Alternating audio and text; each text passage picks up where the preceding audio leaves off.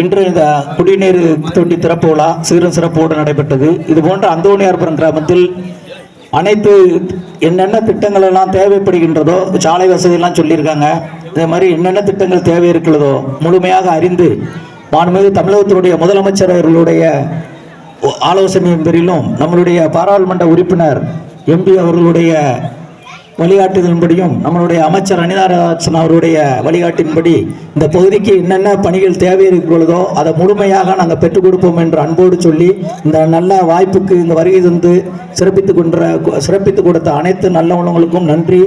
இது போன்ற அனைத்து திட்டங்களும் நாங்கள் முழுமையாக படிப்படியாக நிறைவேற்றி கொடுப்போம் என்று உறுதியோடு சொல்லி விடைபெறுகிறேன். நன்றி, வணக்கம்.